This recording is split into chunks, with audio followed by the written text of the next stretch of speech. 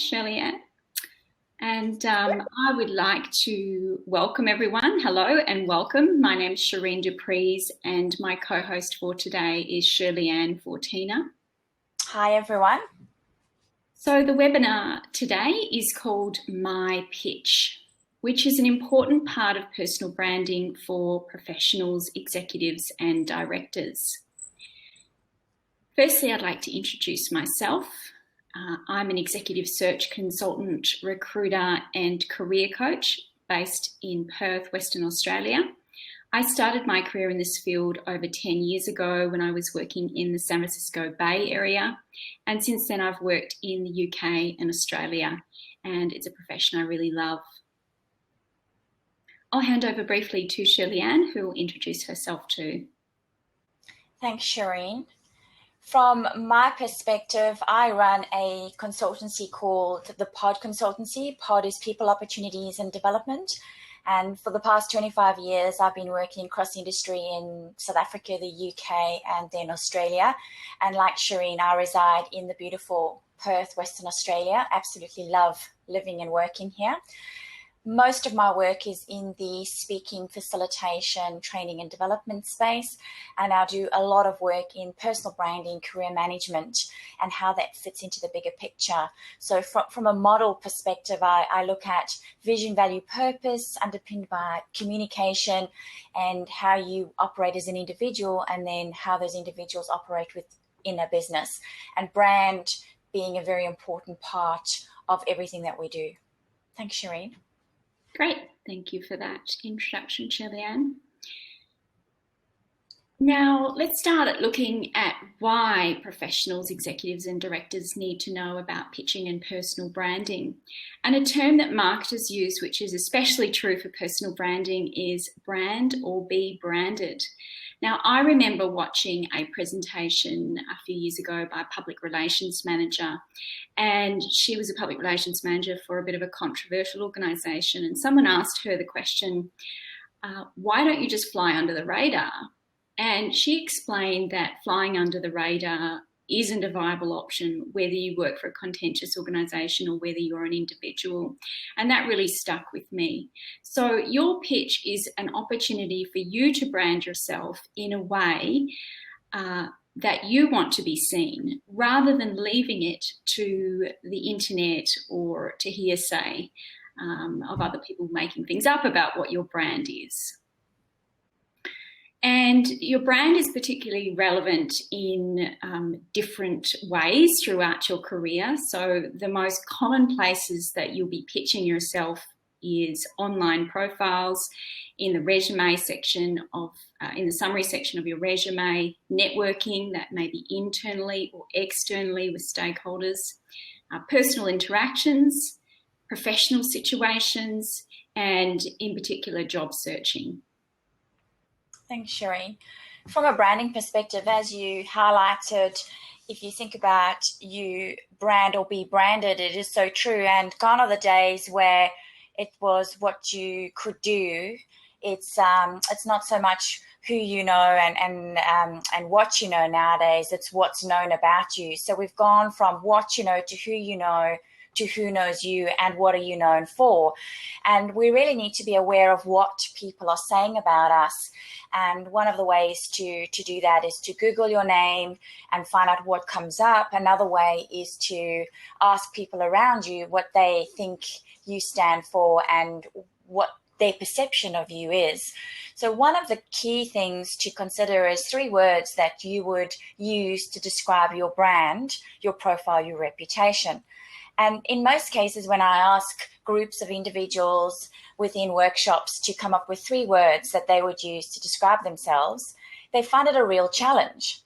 And if you find it a challenge to describe yourself, then you might find that other people find it a challenge to get a sense of who you are and what you stand for. Because when you know who you are and what you want and what you stand for, you are able to communicate that far more clearly.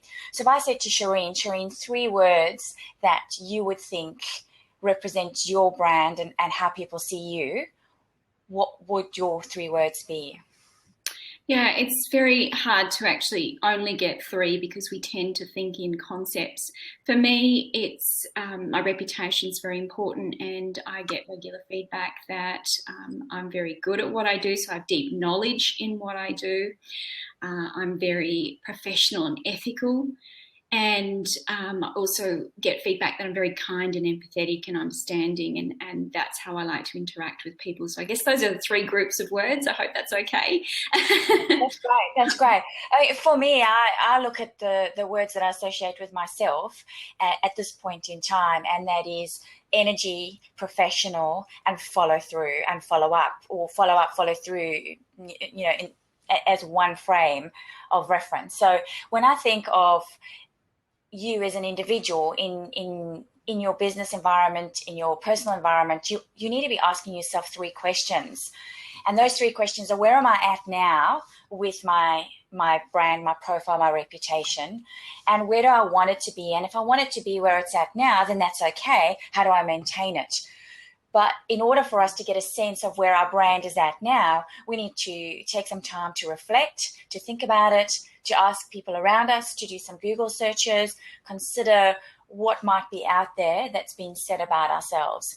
And which brings me to the concept of a personal brand and pitch plan, where you are taking some time out to do some serious thinking and working out where your skills and your opportunities, your strengths, and where potential threats might lie associated with your brand, your profile, and your reputation.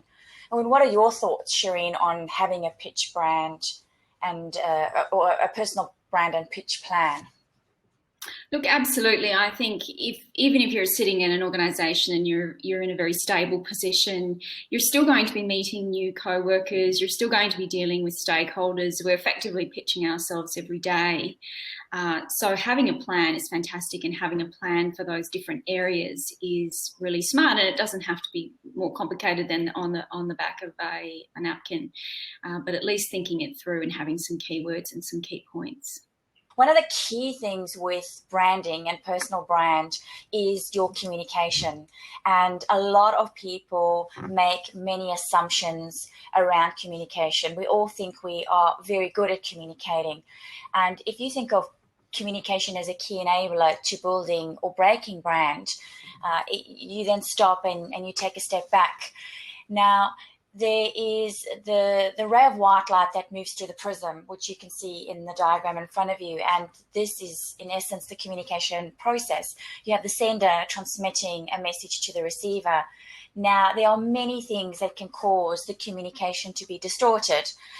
And when we are communicating, it's making sure we tap into understanding the complexity of communication. So we don't say something and expect that it's been received as intended, that we check in. A lot of people, when you think about communicating in person, and how you've got body language accounting for 55% of your message, tone of voice for 38%, and 7% in the words you use according to Mehraban. And then you go over the phone and there's talk of 82% being your tone of voice and 18% your words.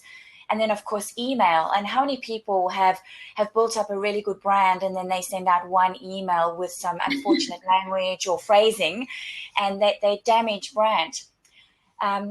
There's a really beautiful quote, and that is, it takes you 20 years to build your brand, your profile, and your reputation, and it can take 5 minutes of doing something silly to damage it. And I'm not saying you should go out and be, walking on eggshells in terms of your communication, but what I am saying is we all need to step back and think about how we're communicating and how that's impacting on our brand, especially when we are putting ourselves forward and pitching in meetings, at networking functions, when we're presenting those personal interactions.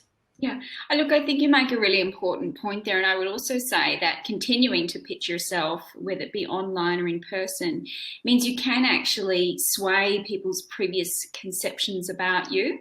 So by proactively sort of telling them what you're doing now or improving, humans don't necessarily hold grudges forever.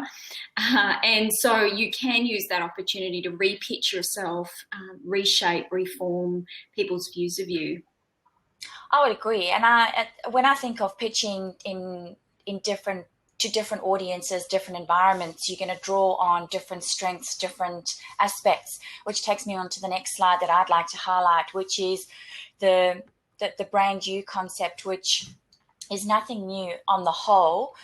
The way I've packaged it up is into 4 key steps. And when you look at your value proposition, which is your end result, and your value proposition is your promise of value, and your brand is your promise of value, in order to get there, you need to start with some self-reflection. Who am I? What are my goals, my dreams, my aspirations? What are my values? What do I stand for? Because they become important in anchoring you. Then you consider your transferable skills. So if you open up your toolbox and you think about all those skills you have in your toolbox from the very first job that you ever had all the way through to today, you would have a phenomenal number of skills in your toolbox. Speaking of first job, Shireen, what was your ever first role that you had, job that you had? My first professional job was working for Westpac in a bank. And casual job? My job before that was as a swimming teacher. Okay. So I started out like many as a checkout chick, and I then worked in a number of different places. And funny enough, banking and finance back in South Africa, as I'm sure my accent gives me away, was my first role too. And when you think about the very first role that you went into, all the way through from that moment, you would have had tasks to perform, and each of those tasks would have had skills that you would have required to perform those tasks. So if you created your ultimate resume and you put absolutely everything you've done, whether it be committees, associations, sporting groups, all the various roles that you've had, your list of skills and knowledge and accomplishments would be pretty long and pretty phenomenal. And then it's taking that information and then moving into what I call the third step, which is a traditional SWOT analysis. So you look at your strengths, your weaknesses, in other words, your areas to improve, your opportunities and your threats. Now, your strengths and your weaknesses are what we call internal factors. You have direct control over them. And your opportunities and threats are what we call external factors. You have no control, but you control how you react. Now, many of us, if we are asked what are our top 5 strengths, in workshops on a regular basis, I will ask people to quickly jot down in less than a minute their top 5 strengths. And it challenges absolutely everyone just to get 5 strengths. And I think of that skill list that you've potentially created, how many strengths would come through from that? So you would have many more than 5 strengths that you could stand firm on.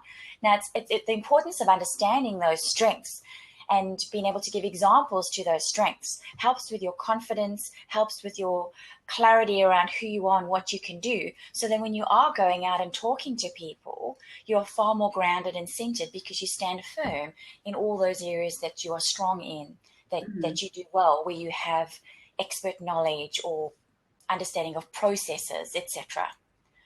Then the fourth step, which is built around the first 3 steps, is the value proposition. And when you're out and you're thinking of your pitch, your pitch is really, in essence, you conveying your value to those around you in that situation. And that pitch can be quite different if you were internal versus external, if you were one area internal that was operated in quite a different way to another area internally. So you as an individual could have multiple value propositions that you use in various pitches that you're working towards, and they tailored to the needs of the audience that you're then speaking to. And if you create a lot of these value propositions, you then can have them in your mind, filed in your mind, that you can then just bring to the front as and when you need them. So then again, you communicate in a very clear, confident, concise way, and you come across as someone that's confident. Yeah, excellent. I really like that model. I think it's a very effective model because it takes people through a process. Yeah, good. Thank you, Shirley Anne. So I would just like to further to what Shirley Anne was saying is look at some of the parameters or overarching aspects of pitching. And the first one I would just highlight is emotional intelligence. Now, emotional intelligence comprises of many things. It comprises of self-awareness, self-regulation, motivation, empathy, and social skill. So the pitch is about you, but it's also about them. An example of this I would give is, I remember when I was at a conference last year, and I struck up a conversation with a woman who I thought was another attendee, but it was actually a sponsor and a presenter at the event. And she immediately launched into her pre-prepared pitch about herself, about how she'd studied at an Ivy League university and how she was heading up growth in the Asia Pacific region for her business. And this kind of took me a little off balance because I had just sort of said hello, and it did come across a little bit pretentious. It really lacked empathy and social skill because whilst I certainly was impressed with her Ivy League education, how she delivered the pitch was quite a turn-off. She didn't leave any room for small talk. So really relevance and context is not to get too hung up on what you're saying, but think first about the emotional intelligence of the situation. This is something that I really work with a lot with my coaching clients when they're going for an interview. Is I will say, right, let's really amp up our emotional intelligence, because that's going to be a really important skill sitting in an interview where you're pitching yourself. One of the things that's important to note is personality styles and approaches at this point, Shireen, because you're going to have, if you take the click colors as an example of a very fun way of looking at personality profiling, you've got the big picture person, the fact, figure, logic person, the process person, and then the people person.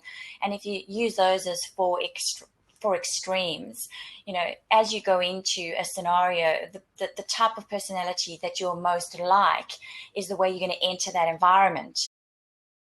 Quote that I love by Tim Ferriss, and he said, small talk is the big talk. And I mentioned the example there of the woman that seemed to skip the small talk with me and went straight to her big talk.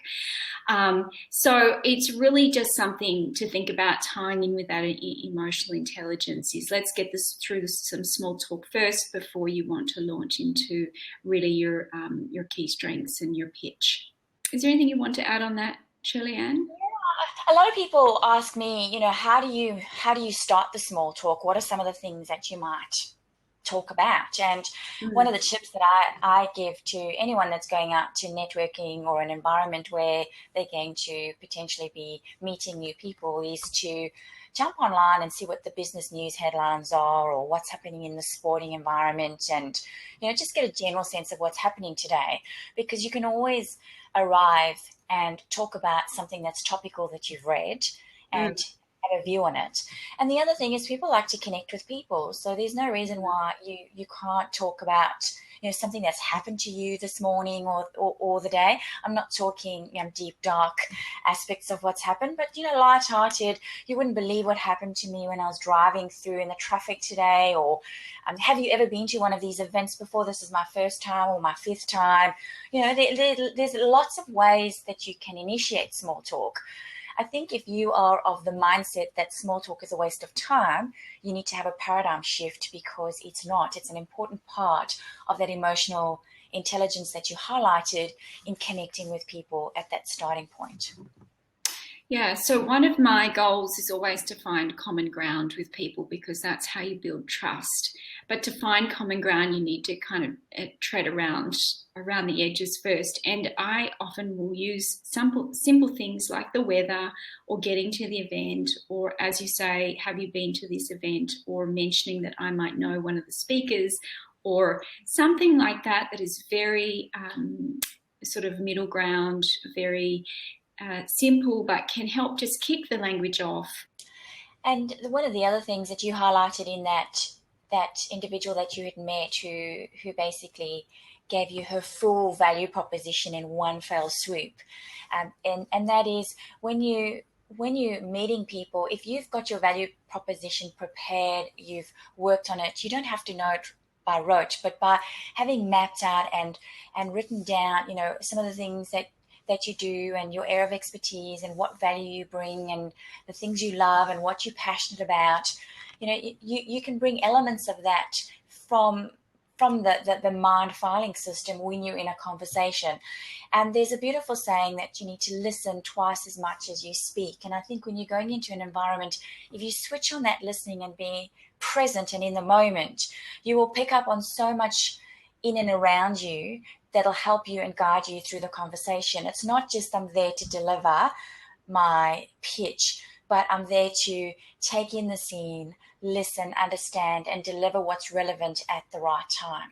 And I think also, further to that is the asking of questions. So if someone's sort of going into too quick with their pitch or making you feel as though you're not quite ready to get into a deeper conversation, it's just to ask a couple of questions.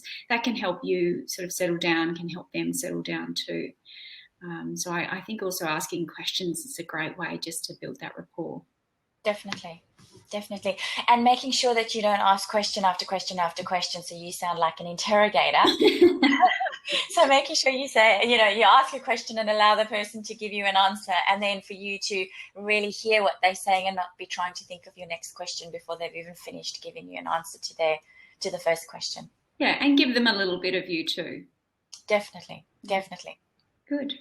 And one of the rules of thumb I have generally for networking anywhere, whether it's at a personal situation or whether it's at a business situation, is I always think long term about the people that I meet when I'm networking.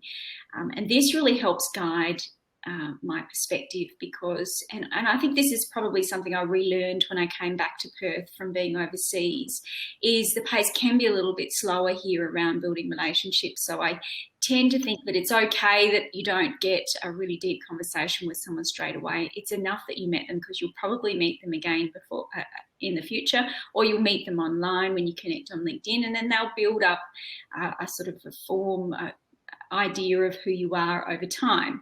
And if you think of it long term like that, you don't get as stressed, you don't get as worried about it. What do you think about that idea? Look, I totally agree. And I'd like to add to that, one of my favorite authors is Dale Carnegie, and he wrote How to Win Friends and Influence People back in the 1940s. And a lot of what he wrote about is still really relevant today. And one of the things he talks about, is from a long-term perspective, is you'll have more fun and success when you stop trying to get what you want and start helping others get what they want. And I think when you think of your pitch and you think of what you're trying to do is you really wanting to enable and help others, and you have a skill set or have a capability or from a facilitation and a meeting perspective to get to the outcomes that they are going to need to get to. So I think it's going into every situation, and it's not about me, but it's about how can I help provide, and then it swings back. And over a long period of time, I liken it to building currency. So you and I meet for the first time. I have a good pitch, you have a good pitch, we connect, we open up that currency account, and then every time we interact, every time we engage, whether it be over the phone, social media, in person, we're building currency. And over a period of time, if I then need something or I want to tap into your area of expertise and I've built up currency, then when I approach you and I talk to you about a certain need, there's going to be that opportunity for help coming my way. But if I've met you for the first time today, I can't ask you for your business. I can't ask you for your help because I haven't built up that currency. I could, but how are you going to feel? What are you going to be thinking about me if I did? Yeah, I would call that the currency of trust. And I really like that analogy. It's true. And certainly many of the books I've read around networking is, give far more than you ask. And I also read some statistics, give 3 times, ask 1, or give 5, ask 1. So, yeah, it's good to think of it that way. I think when you're going into meetings and you're looking at, what you're putting on online and from a profile perspective, if you're seen to be giving more than taking, then it bodes well for your brand, your profile, and your reputation. Adam Grant has written a book called Give and Take, and he talks about givers, takers, and matchers and how they impact on you and the environment that you're in. And from a profile and a brand and a reputation perspective, you know who are those people who are takers, you know those people who are givers, and there are those givers who give so much of themselves that they burn themselves out, and then there's those people who give with the view to give, but they replenish and re-energize themselves. And then there are those people who will only give if you've given something to them, and then once you've given, the expectation is that it's reciprocated before it's done again. Yeah, excellent. I always enjoy talking with you, Shirley Anne. So knowledgeable. Thank you, Shireen. Likewise. Great. So look, let's go ahead and move on to some questions. And we have one question here. That question is, should I write my LinkedIn profile in the first person or the third person? Look, that's a really good question. I think that first person is the appropriate way to write your LinkedIn profile. I've read a couple of articles. I've even actually thought about writing an article on this point. And if you refer to yourself as, for example, Shireen is an executive search, it just looks a little bit pretentious and probably not appropriate for LinkedIn, because the LinkedIn profile is owned by you. You're the one filling it out. So rather, I'm an executive search consultant, recruitment, etc., is a better voice to use. So that's a great question. What do you think about that point, Shirley Anne? I would agree. The advice I got a couple of years ago was along the same lines, and that is to put it into the first person and away from the third person. So I've shifted mine to the first person, and I do feel it reads well. I think a lot of people who have their profiles created for them are then created in the third person because someone's doing it for them. But the point you make is your LinkedIn profile is your online profile about yourself. And I think it's important that you have a little bit about who you are, and for it not to read purely like a resume, but to have a little bit more, give people a little bit more of a sense about you.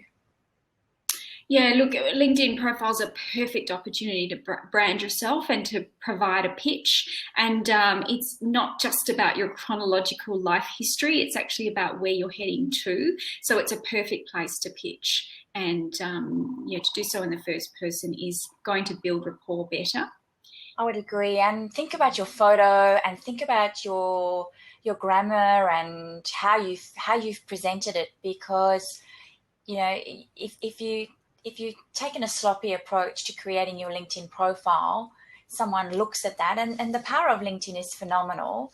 I mean, the number of people that are on LinkedIn and the number of people that search through LinkedIn, even I've heard of individuals even within the same company doing searches and looking at other candidates for roles within the same company, looking at their online profiles. So they've got their inside knowledge, but then they're getting a look in to see from a LinkedIn perspective what's out there and what are they portraying.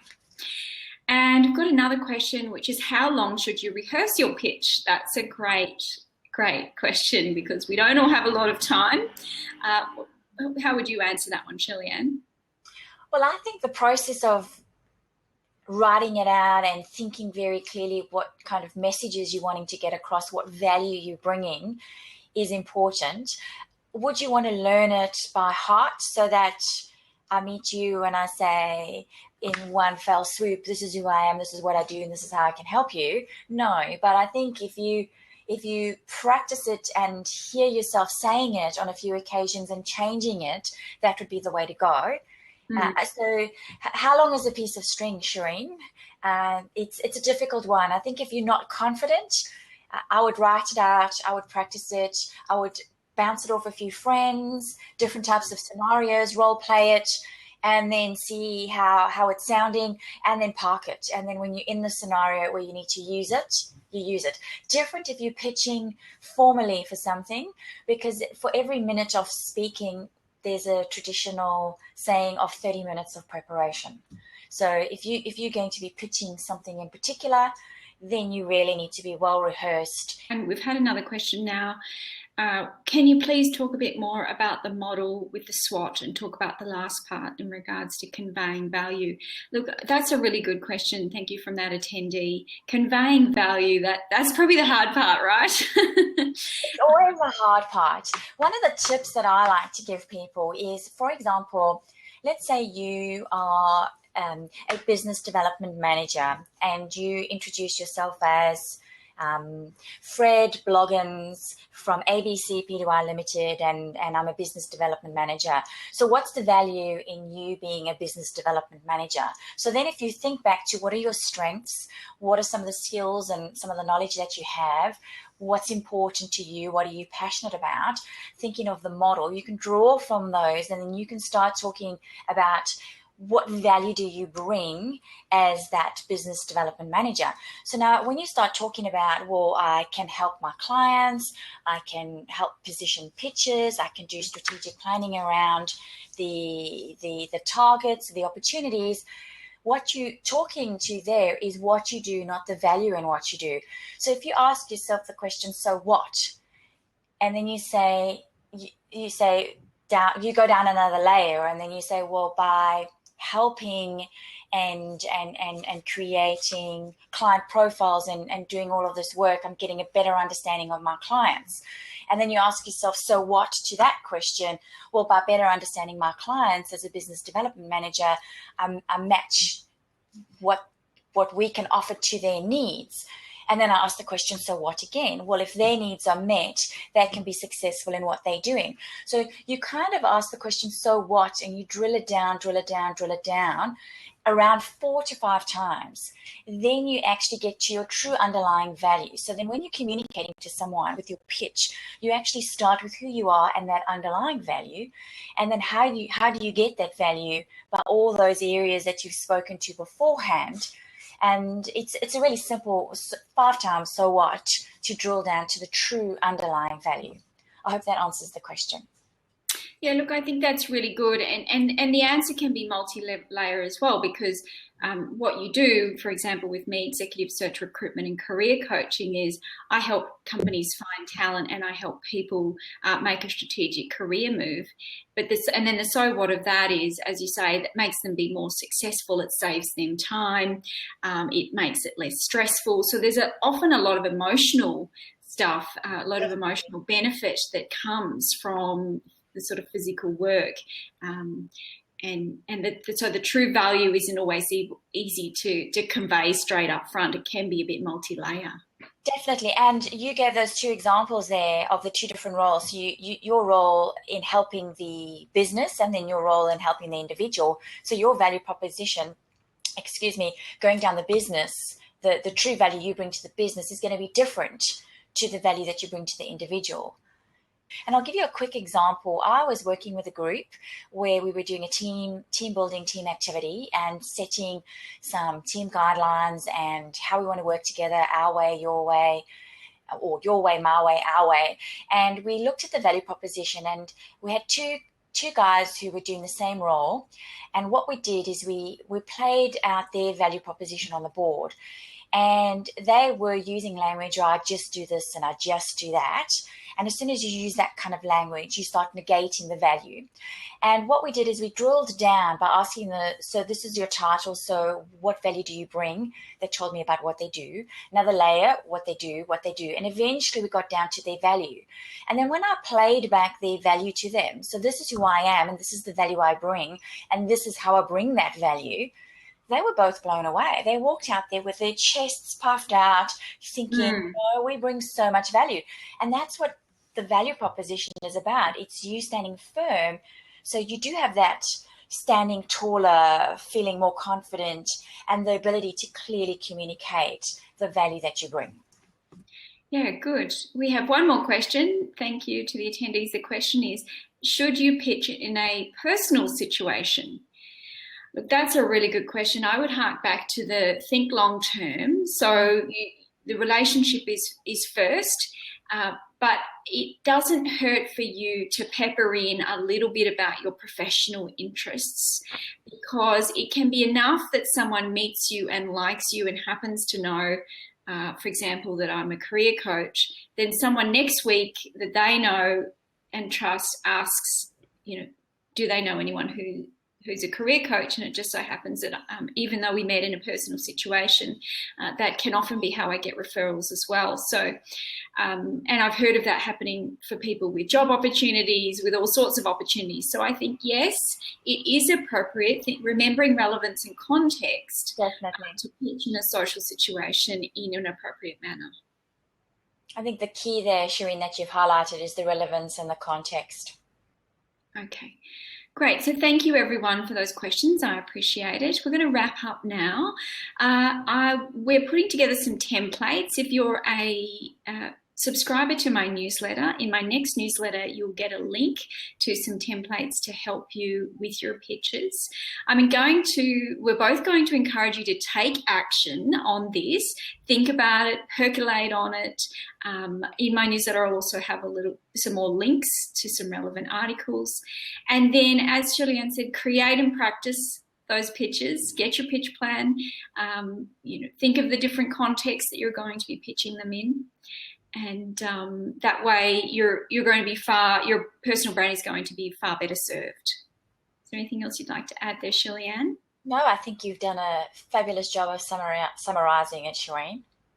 Great. So I'll just let Shirley Anne sign off, and then I'll sign off. It's been a pleasure chatting to you, Shireen, and I hope that everyone that was listening managed to take away some tools and some key points for them to put into action. And it's all in the action. So I'd encourage you to choose one thing, and then I would really run with that.